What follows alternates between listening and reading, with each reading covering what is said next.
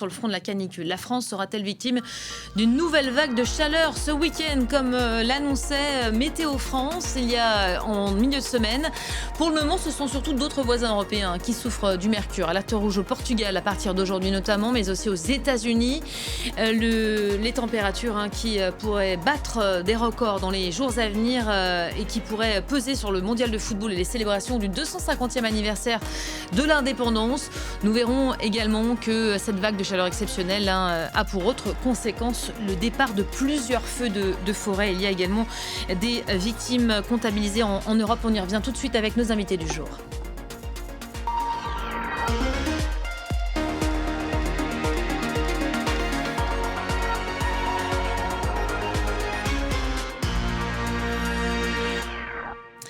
Sur le front de la canicule, une nouvelle cellule interministérielle de crise est donc convoquée aujourd'hui autour du Premier ministre français Sébastien Lecornu. Se déplace pour l'occasion à Marseille. La cité phocéenne, victime de feux de forêt, là aussi, après une vague de chaleur exceptionnelle, le pays souffle certes à nouveau, mais subit maintenant une autre conséquence. Les sols sont particulièrement secs et donc propices au départ de feux de forêt. On va en parler dans quelques instants avec Julien Martin, qui est journaliste météo-climat sur France Télévisions et qui est en train de nous rejoindre ici en plateau. Et nous serons également pendant cette demi-heure avec Jean Jouzel. Bonjour et merci d'être avec nous. Vous êtes paléoclimatologue, vice-président du GIEC par ailleurs. Merci d'être avec nous. Avant de commencer, on va regarder évidemment quelques images. On vous emmène dans l'Aude aujourd'hui où le feu a pris et semble déjà incontrôlable. 800 hectares ont déjà brûlé. Des flammes étaient parties de l'Hérault voisine. Ils mobilisent des centaines de pompiers. Explication signée Eugénie Meyer et Valentin Châtelier. Les flammes emportent tout sur leur passage. Sur la commune d'Oupia dans l'Hérault où le feu s'est déclaré, la végétation très asséchée et les vents violents attisent les braises. Cet apiculteur est bien décidé à passer la nuit à surveiller ses ruches. Je suis là depuis 5 heures qu'on m'a prévenu et comme j'ai mes chiens ici, j'ai pas de jardin chez moi et j'ai mes abeilles ici, s'il faut débarrasser, c'est tout de suite. Et puis j'ai des amis qui sont prêts à venir m'aider. Plus de 500 pompiers sont mobilisés pour tenter de contenir le feu qui s'est propagé dans l'Aude. Il a déjà parcouru plusieurs centaines d'hectares et les flammes progressent toujours à certains endroits. L'idée, c'est vraiment que le feu ne descende pas le vallon, parce que juste en dessous, il y a des habitations. Ici, le feu est considéré comme fixé, mais le travail des pompiers se poursuit pour noyer les lisières. C'est pas éteint, ça couve dessous, il y a une grosse couche d'épines de pin. Et là, on est encore en zone critique. Avec le vent qui pousse, ça risque de repartir. Face à la progression des feux, certains habitants des communes voisines ont été évacués. Et bonjour à Julien Martin qui vient de nous rejoindre. Je vous présente à nouveau, vous êtes journaliste météo-climat sur France Télévisions. On voudrait à vous votre regard. C'est vrai qu'on est suspendu aux annonces météo. Je crois qu'on est branché sur nos téléphones là depuis une quinzaine de jours. Alors on vient de voir des images des feux de forêt. Je pense qu'on est passé à une nouvelle étape. Effectivement, on va en parler avec Jean Jouzel. Mais là, ce qui nous préoccupe dans l'instant, en ce début d'après-midi, c'est ça. Ce sont ces départs d'incendie en France. Absolument. Et c'est vrai qu'on s'en inquiète depuis plusieurs jours maintenant parce que tout est réuni. C'est ce qu'on appelle la règle des 3-30. Vous savez, 30 degrés de température, moins de 30% d'humidité et minimum 30 km/h de rafale de vent et le cocktail explosif. Et c'est ce qui se passe en ce moment, d'où l'alerte rouge sur plusieurs départements qui part depuis les Pyrénées-Orientales jusqu'aux Bouches du Rhône, d'où la venue évidemment ce matin du ministre sur place parce que tout est présent, d'autant que dans ces régions, il a plu cet hiver et ce sont autant de matériaux végétaux qui sont des combustibles pour des départs de feu l'été. Et je rappelle que le départ de feu, 9 fois sur 10, part de la main de l'homme. Donc il faut faire extrêmement attention. Ce sont ces départements du pourtour méditerranéen qui sont concernés en rouge, mais d'autres départements en orange sont concernés. Et sachez, Elisabeth, que cette vigilance orange va également monter plus vers le nord du territoire hexagonal. Et c'est vrai que cette sécheresse marquée favorise évidemment ces départs de feu. Pour parler des feux, on va reparler des températures parce qu'on parle d'une nouvelle vague de chaleur et d'une nouvelle canicule qui se profile. Là, on parle de ce qui se joue en France, ça progresse très vite et c'est le fait de la canicule parce que les sols sont extrêmement secs, il y a du vent, Ça, c'est le facteur Ce sont les déclenchant, tous éléments indicateurs sont réunis, là. et c'est ce que je vous disais des rafales de vent, simplement à partir de 30 km/h. Aujourd'hui, le Mistral, c'est un vent de terre, donc quand il passe par la terre, le vent se comprime, se réchauffe davantage, et il souffle en ce moment à 80-90 km/h. Et évidemment, la sécheresse, elle est très marquée. Certains se rappelleront peut-être, téléspectateurs, de cette sécheresse de 1976 qui a marqué l'inconscient collectif français. Sachez qu'aujourd'hui, on est quasiment dans des records parce que nous sortons en ce moment de 2 canicules historiques, une première très précoce au mois de mai et une seconde historique que nous venons de vivre et qui s'est arrêtée ce matin, puisque la vigilance de 4 départements en orange canicule a été levée sur les départements de l'extrême sud-est. C'était les derniers. C'était les encore derniers, orange. mais nous sommes toujours en vague de chaleur. C'est-à-dire que l'indicateur thermique national, c'est la moyenne des températures minimales et maximales, ne descend pas en dessous des 23 degrés. Et vous l'avez dit très justement, les températures vont repartir à la hausse. C'est vrai que c'est important. Depuis ces 11 jours qu'on vient de subir, franchement, je m'y risque, on a subi cette chaleur. On est tous en train de se dire, 35, maintenant, ça va, comparé aux 42 qu'on a vécu. On a tendance à minimiser. Ça, c'est une conséquence. Parce qu'on bascule dans quelque chose d'inconnu. Effectivement, moi, j'ai 48 ans. 30 degrés dans les années 90, c'était déjà très chaud à Paris, en région parisienne. Et aujourd'hui, on a dépassé les 40 degrés.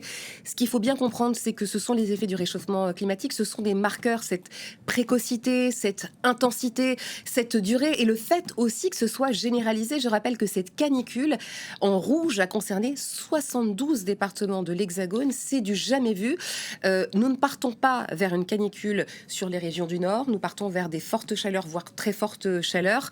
Sur les départements en dessous de la Loire, à partir de dimanche, lundi, on risque de basculer, évidemment, avec des températures qui vont dépasser les 35-38 degrés. Alors, gardez-en sous le coude, je vais vous interroger là-dessus dans un instant. J'aimerais avoir quand même l'avis de Jean Jouzel, parce que là, on a commencé par les incendies, on a reparlé de cette canicule. On n'a pas encore parlé des pénuries d'eau, mais on a l'impression que chaque semaine qui passe, on nous annonce une nouvelle chose. Mais tout ça, évidemment, est lié. Tous ces éléments sont liés. La chaleur extrême, la sécheresse, les incendies, puis donc les pénuries d'eau, j'imagine, après. Oui, je pense que Julien Martin l'a très bien dit. Pour les feux de forêt, c'est vraiment depuis une trentaine d'années, je répète dans mes conférences que un des risques associés au réchauffement climatique, ce sont vraiment les feux de forêt, parce que là, la conjonction entre canicules qui sont très souvent simultanées avec des périodes de sécheresse, eh bien, il suffit qu'on ait un peu de vent. C'est le cas autour de Marseille, semble-t-il, aujourd'hui. Les départs de feu deviennent rapidement, s'étendent extrêmement rapidement. Donc tout cela, c'est vraiment ce que nous envisagions. Le caractère exceptionnel a bien été souligné de ce que nous vivons avec déjà 2 canicules, un record quand même toute journée confondue, record de température en France depuis une centaine d'années, quel que soit, il y a 2 ou 3 jours, donc c'est tout à fait remarquable, exceptionnel, mais je dirais à mon regret, c'est ce que nous envisageons depuis 50 ans, ce réchauffement climatique, et il faut bien se rendre compte qu'on a un réchauffement climatique à l'échelle planétaire qui est 1,5 degré, et voilà, on nous dit on va aller vers 3 degrés, 2 fois plus, effectivement, sans s'en préoccuper vraiment. On va s'adapter à 4 degrés, eh bien non, je crois que c'est très difficile de s'adapter à plus 4 degrés, c'est bien ça le message qu'on souhaite. Et puis, vous avez raison pour l'autre aspect, c'est qu'il n'y a quand même pas beaucoup de précipitations. Il y a eu beaucoup de précipitations en février, l'hiver dernier, dans beaucoup de régions. Les nappes se sont, remplies, mais de nouveau, le BRGM est très clair, elles sont de nouveau assoiffées d'une certaine façon. Et c'est lié à un des problèmes du réchauffement, c'est l'évaporation extrêmement importante. On augmente cette évaporation de 7% par degré, et c'est vraiment très important. 40 degrés, les sols deviennent complètement secs, donc favorables aux feux de forêt, mais aussi les nappes souffrent. Et les problèmes d'eau sont aussi devant nous, probablement, au moins dans certaines régions. Jean Jouzel, vous dites on va s'adapter. Moi, j'ai quand même le sentiment, vu d'ici, qu'on a du mal quand même à s'adapter. On a du mal, et même en termes de décision politique, on a du mal. Il y a 2 jours sur votre place. C'est pas ce que j'ai. Non, Elisabeth, c'est pas ce que j'ai dit. J'ai dit qu'on a déjà du mal à s'adapter à 1,5 degré et 2 fois plus, c'est jouer avec le feu. C'est très clair, on va vers les 3 degrés à l'échelle planétaire, les 4 degrés en France. Et justement, ça montre la difficulté d'adaptation. Il ne faut pas, on flirtera avec les 45-50 degrés, disons, dans la seconde partie de ce siècle. C'est vraiment jouer avec le feu dans un pays comme la France. Non, l'adaptation est déjà très difficile. Je crois que c'est le maître mot, l'adaptation. En ce moment, tout le monde en parle. Il y a 2 jours, sur ce même fauteuil, il y avait Brice Lalonde, l'ancien ministre de l'Environnement, qui était assis. Et un peu comme vous, finalement, Jean Jouzel, il disait à peu près la même chose.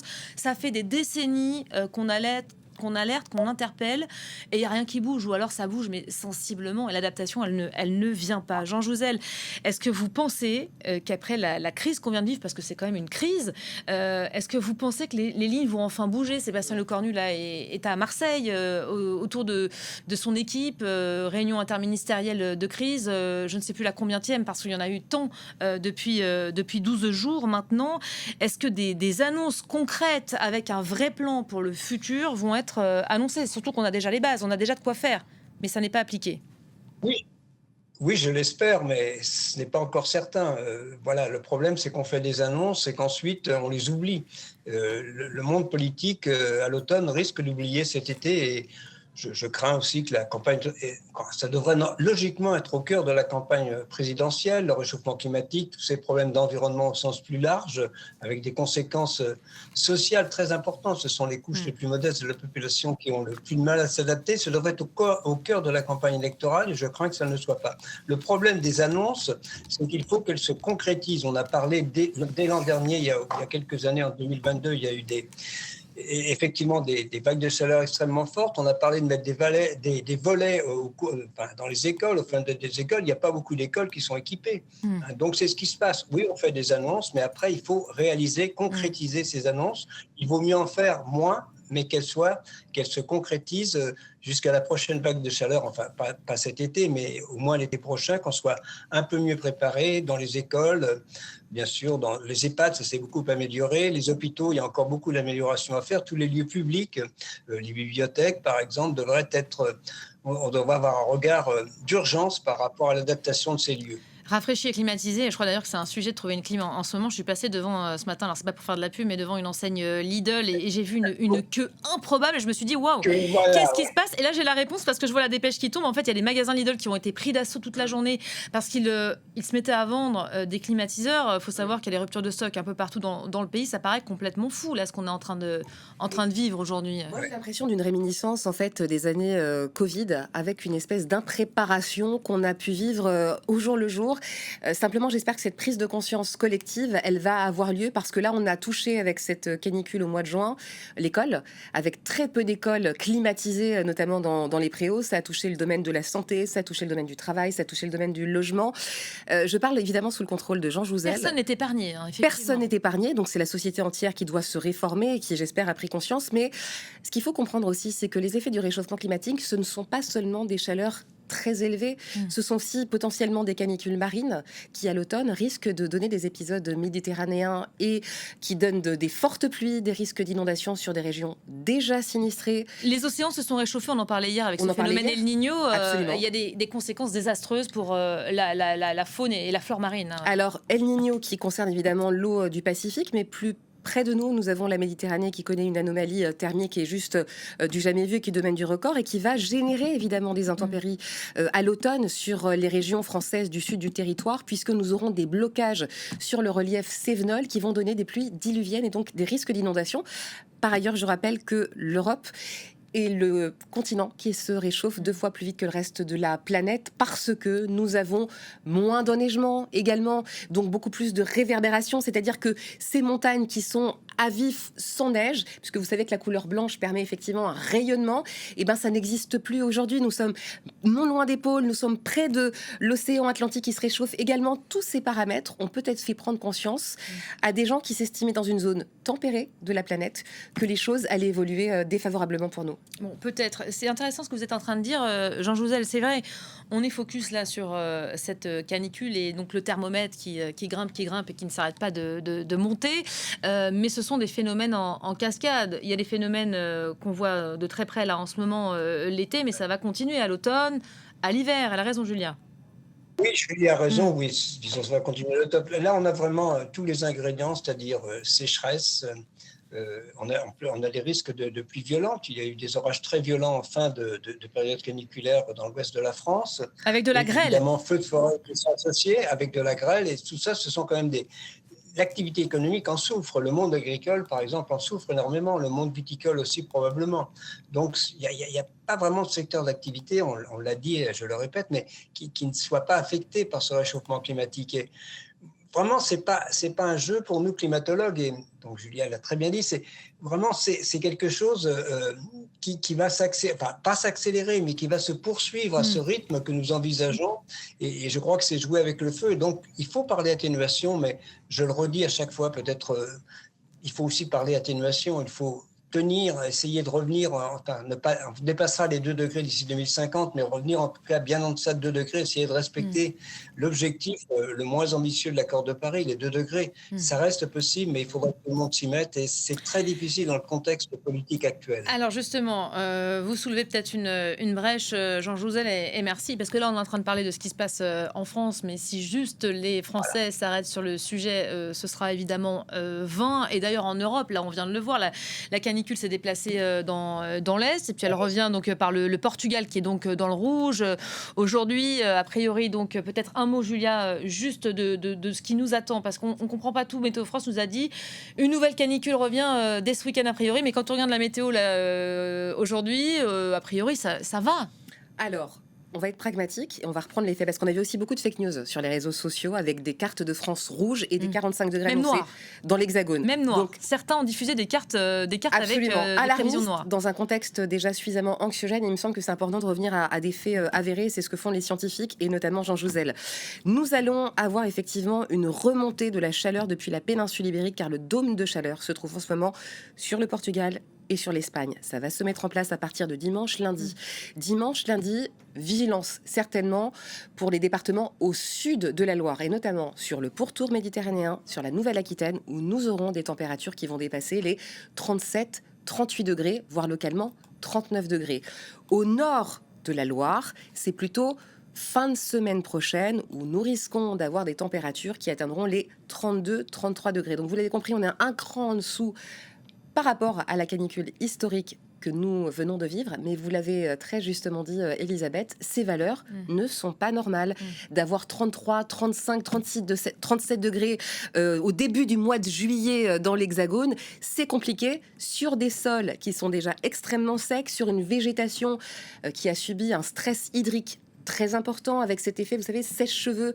Le sèche-cheveux, c'est une très belle image pour montrer que quand vous passez le sèche-cheveux, ça assèche très rapidement. C'est exactement ce qui s'est passé avec la canicule historique que nous venons de vivre. En l'espace de quelques heures, vous avez des végétaux qui sont morts. Donc ce sont autant de rendements agricoles qui ne repartiront pas, ce sont autant effectivement de pertes sèches pour les agriculteurs, et c'est aussi évidemment autant de combustible, allons-nous dire, pour ces départs de feu qui sont plus que jamais sous surveillance. Donc on n'est pas les seuls à souffrir évidemment de cette vague caniculaire, et donc vous me confirmez que j'ai bien tendance à minimiser ce qui va revenir. Je me suis habituée à ces températures records. On n'est pas les seuls, nous les Européens, il y a une grande partie des États-Unis aussi qui est en proie depuis hier à une chaleur étouffante. Si vous suivez l'équipe de France, notamment, et le mondial de football, vous les voyez à la peine à l'entraînement, parce que là aussi les températures sont en train de grimper. Elles pèsent à la fois sur le mondial de foot et les célébrations aussi du 250e anniversaire du pays. On regarde quelques images signées Mario Meyer et on en reparle juste après. C'est un épisode d'extrême chaleur qui s'abat sur une grande moitié des États-Unis. À Washington DC, la température avoisine les 40 degrés. Ces touristes venus spécialement pour célébrer le 250e anniversaire du pays tentent malgré tout de profiter de l'événement. Nous sommes ici pour un voyage unique. La chaleur n'est pas agréable, mais c'est sans importance comparé à l'événement. C'est une vague de chaleur vraiment très inhabituelle. L'air est extrêmement humide, alors ça nous tue. Les températures devraient pourtant encore s'envoler dans les prochains jours. Sont prévus samedi 40 degrés à Las Vegas, 37 à Dallas et New York et 38 à Philadelphie et Washington. Bon nombre de ces villes du nord-est vont connaître des températures de l'air très proches de 38 degrés. Mais le ressenti sera par endroits bien plus important, entre 40 et 45 degrés localement, notamment dans des zones comme Washington DC. Cette vague de chaleur pourrait peser sur les festivités de ce week-end, notamment les célébrations du 250e anniversaire du pays, mais aussi sur les matchs de la Coupe du monde de football. La France doit affronter le Paraguay à Philadelphie samedi, en plein milieu d'après-midi à 17h. Face à ces températures extrêmes, les autorités de plusieurs grandes villes ont activé leur plan canicule, comme ici à New York.